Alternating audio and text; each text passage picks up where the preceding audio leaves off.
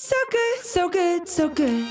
New spring arrivals are at Nordstrom Rack stores now. Get ready to save big with up to 60% off Rag & Bone, Marc Jacobs, Free People, and more. How did I not know Rack has Adidas? Because there's always something new. Join the Nordy Club to unlock exclusive discounts, shop new arrivals first, and more. Plus, buy online and pick up at your favorite Rack store for free. Great brands, great prices. That's why you Rack.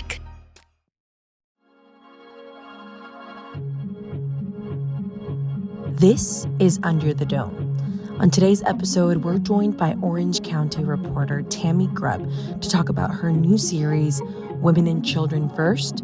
It's Monday, August 8, 2022. For the News and Observer and the NC Insider, I'm Avi Bajpa, your host of this episode of Under the Dome on Monday, August 8th, 2022.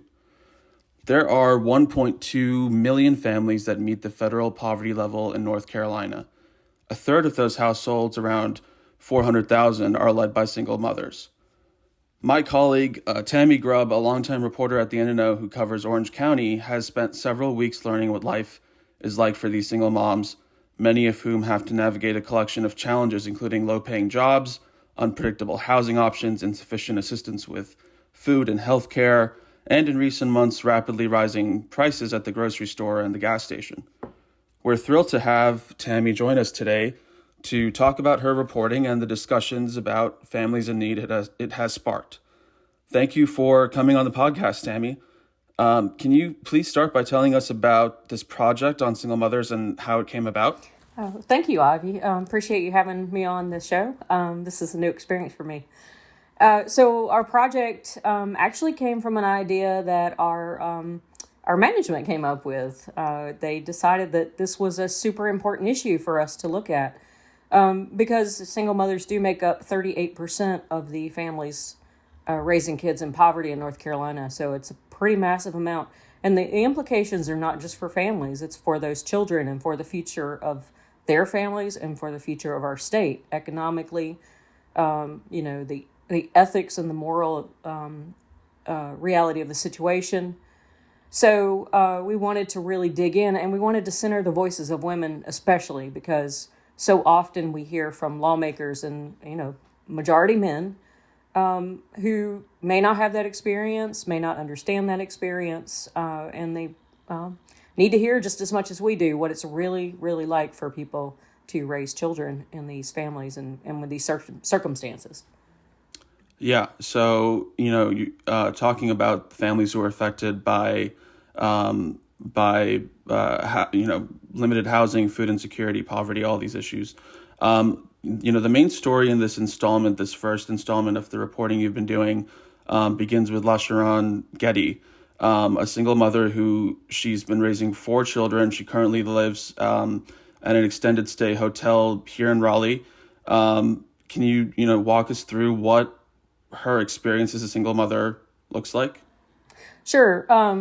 LaSharon, she has 4 children with her. She has a 5th child who is actually at UNCG. She's a freshman there this year. So her son just recently came home. He had some issues that he had to work through, and he recently came home. So she's very excited to have them all, but it's super crowded. They live in a 270 square foot basically studio apartment. They have a bathroom. There's a kitchen in the room where they sleep. Their food is lining the walls, the other walls and all the closets. Every space is crammed full of enough supplies and clothes to serve a family of 4 and even more, because sometimes her son's children, her grandchildren, she babysits them when her son has to go to school and to work, and the mothers have to go to work and to school. Her own mother actually comes by and she cares for her too, because she's aging and she has issues related to that. She has extended nieces, cousins. She's serving a lot of people, and she does very little for herself, which is kind of sad because she deals with cancer right now. She's had cancer for at least 2 years. She doesn't have very good health care, but she does get some. But she needs surgery that she can't do because it would put her on her back for weeks of recovery. And so she puts it off and she deals with the pain, which is becoming a real issue for her. And, her family lives on the disability payment she gets for 3 children who have autism. And she has roughly $3,300 a month, and that covers most of their expenses, except for $500 in food stamps. And when that money runs out, she has to choose. Does she buy meat for her kids, like she was talking about yesterday? Does she buy meat for her kids? Does she buy lunch meat and peanut butter, and they make sandwiches every day? She managed to put things together. When clothes are no longer fit the oldest, she alters them to fit the new kid. She uses them over and over until they're not good anymore. So she makes do with what she has, but it's still very difficult. And the search for housing especially has been the most trouble for her. She has 2 college degrees, and she had a great job working for a behavioral health center that dealt with adolescents. And because of her cancer and COVID, she was no longer able to work, and she was permanently laid off as a result. And so, that's really what put her there. And then she ran into all kinds of issues with housing, from, landlords who just won't consider Section 8 voucher to the only available housing being in a violent neighborhood with gang and crime problems that came to her doorstep and, in fact, came into her house, which is how she ended up back in Wake County. So it's just a whole range of things, shuttling kids to appointments, paying for all that. 3 girls who need personal hygiene products every month is a huge expense. I mean, it's everything that a family that has children think of multiplied times 4. And if you think about that, that's a lot of money, and it's a lot of money that people don't have. Yeah, it's a very large burden, but you're talking about all of those expenses, all of the time, and resources that go into raising a family, providing for your family, but also doing it in her case alone. And that's something that really comes across in your reporting, just how difficult that situation is. I'd like to add too, in thinking about this question, I got a call from a guy this week, and we had a long conversation about it, and he said that, if she's getting $3,300 a month, which seems like a lot of money for some people, why can't she get a place to live? I mean, it's $1,800 for an apartment, or she could get a 2-bedroom for $1,200. So why doesn't that happen? Well, that doesn't happen because most of the time when you're applying for apartments, there are fees just to apply. There are security deposits. You have to pay first month's rent, sometimes an extra month's rent. And most landlords, unless they're private landlords, are expecting you to make 3 and 4 times the amount of rent and income. And she's not doing that. So, and to top it all off, if you're paying for someplace for your kids to have a roof over their head and food to put in their bellies and take them to doctor's appointments, you can't put money back to save for those deposits. And that's really the issue, is there's no wiggle room for families to even try to get up in a lot of these cases. Yeah, so I think that is a good segue into one of the sort of key takeaways of your reporting, and also of this fantastic panel you moderated last week with LaSharon and a couple of other guests. You had on a public policy expert from the nonpartisan NC Budget and Tax Center. You also had a lawmaker from the State House here in Raleigh.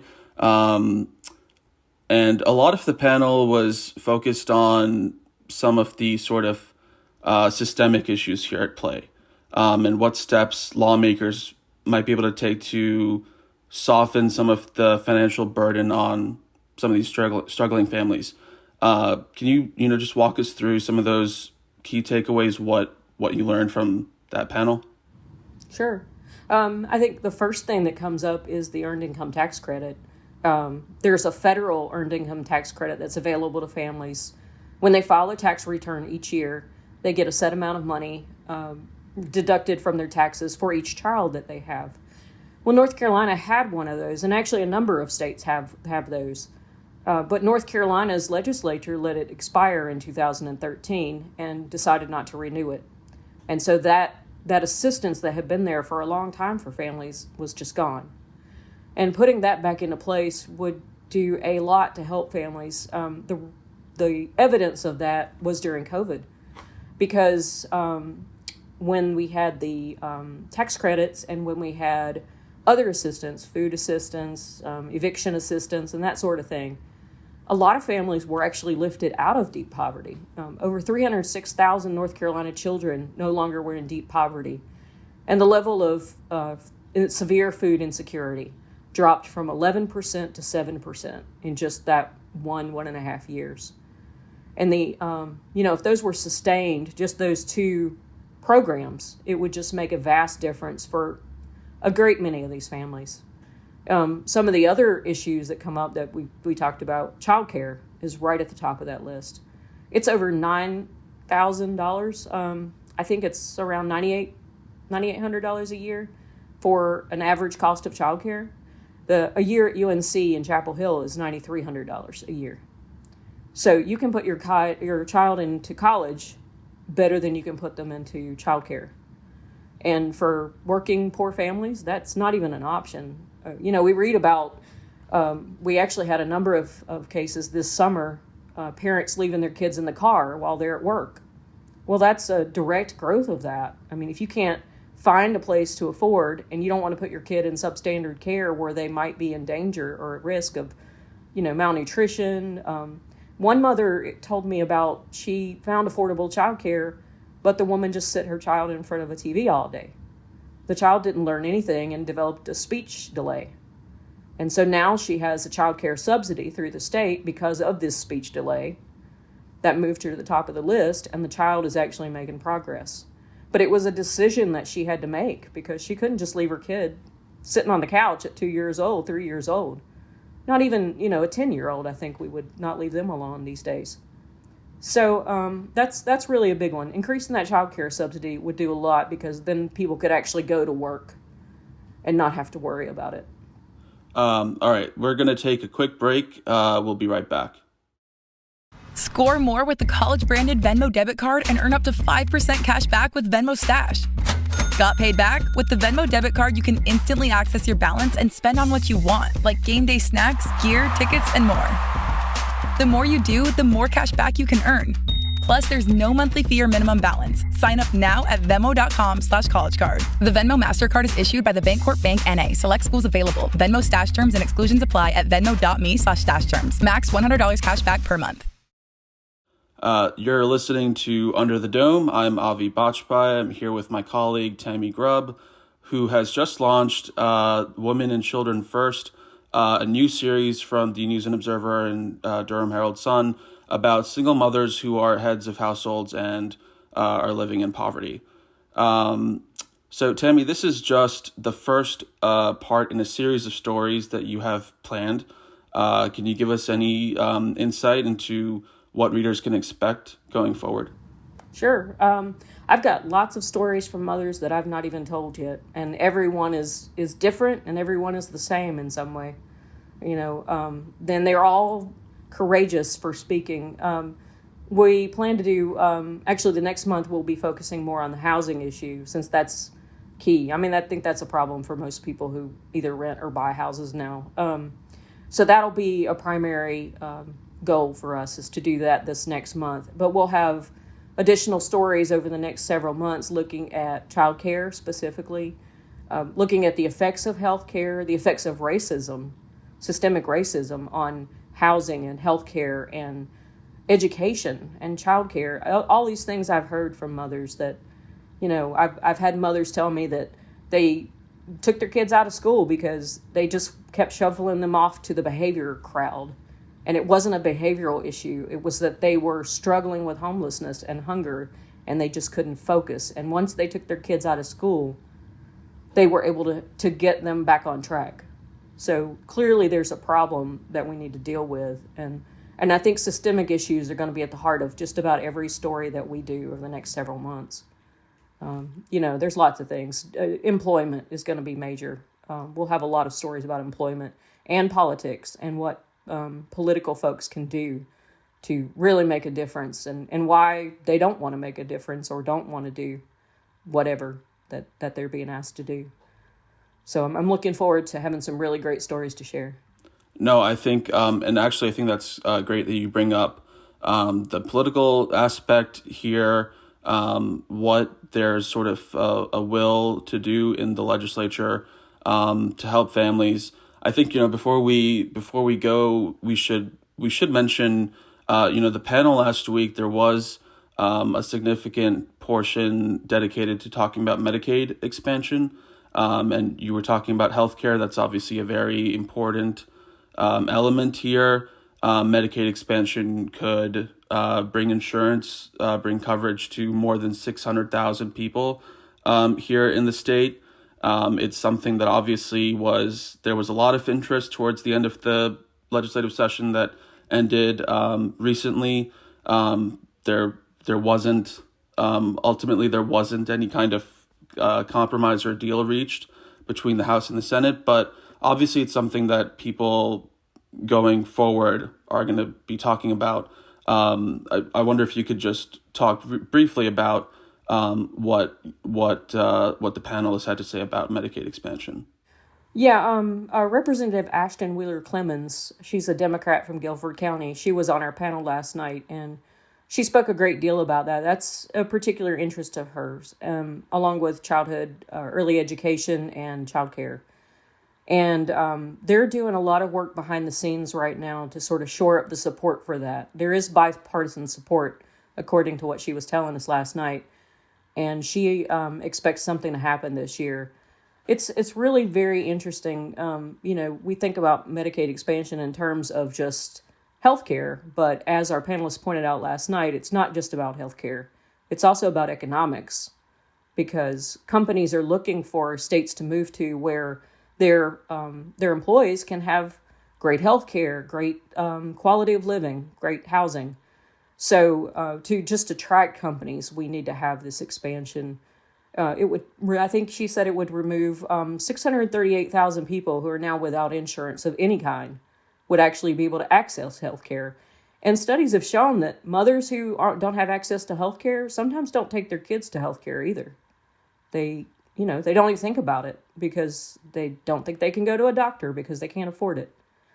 So Medicaid expansion is going to have a much bigger sweep than just healthy people. It's going to go to economics, education. Everything is affected by how healthy and well your population is. And I think that was the big takeaway last night, is that we either all suffer together or we all rise together. And that's the choice that our lawmakers have to make this year. Well, Tammy, I'd like to thank you for coming on to tell us about this very important, very eye-opening, compelling reporting that you've been doing on single mothers, on poverty here in North Carolina. And as we said before, this is just the first part in a series of stories. You and your colleagues have been spending a lot of time and putting in a lot of resources into this work. So listeners of the podcast, please be on the lookout for that reporting. Before we go, we're going to wrap things up with headliner of the week. So Tammy, I'm going to go first, and then you can share whatever is sort of a highlight for you from this week.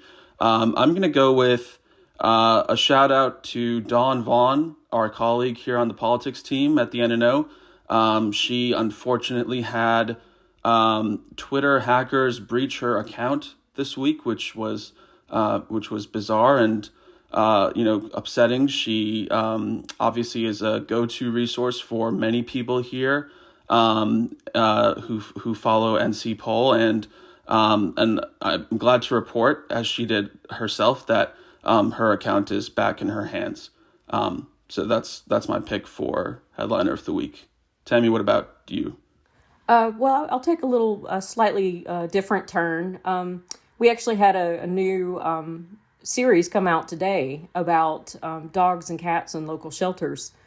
And so I wanted to sort of bring some highlight to that. Elena Arrighetti is reporting on that. She's got several stories on her website right now. Should be up over the next week or so. But it's also Clear the Shelters month in August, and so a lot of our local shelters are running specials. I know Orange County is waiving all adoption fees because this year has just been a banner year for dogs and particularly cats. They've got more kittens than they know what to do with. And, that's so important because euthanasia rates have been increasing as well. And if we don't, take responsibility for these animals that we have basically domesticated and become part of our lives, our human world, then we're doing a disservice to them. And it's a terrible thing to have to put all these animals to death. And so I just really like to highlight that and point people to that series, which is so important. Yep, definitely. Please check out those stories as well. Well, that does it for us this week. Be sure to tune in next week for another episode of Under the Dome. And Tammy, thank you once again for joining. Until then, I'm Avi Bajpai with the News and Observer. Thank you.